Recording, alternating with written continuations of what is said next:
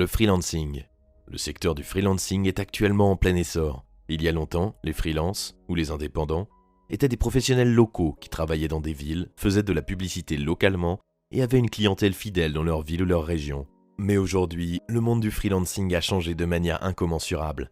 Internet et l'émergence de plateformes de freelancing telles que Fiverr, Upwork et Freelancer ont permis aux freelances de faire connaître leurs services à des dizaines de millions de clients potentiels et de faire des affaires avec des entreprises et des particuliers du monde entier. De plus, l'externalisation, ou outsourcing, de nombreux types de tâches que les maisons d'édition, les sociétés de logiciels et de nombreuses autres entreprises avaient l'habitude de confier à leur personnel interne a considérablement élargi le marché des freelances.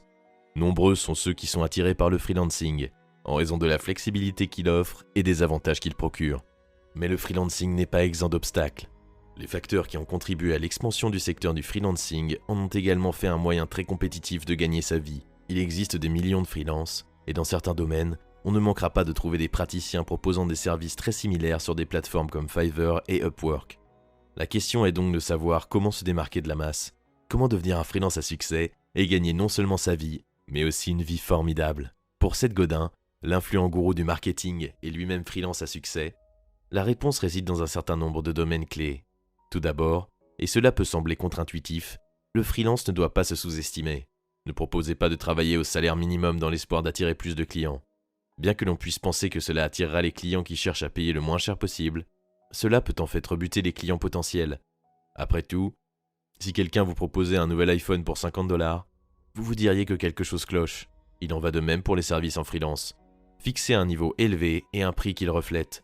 Godin insiste également sur la nécessité pour les freelances de quitter leur zone de confort. De nombreux freelances deviennent indépendants pour la simple raison qu'ils veulent continuer à travailler dans un domaine auquel ils sont habitués.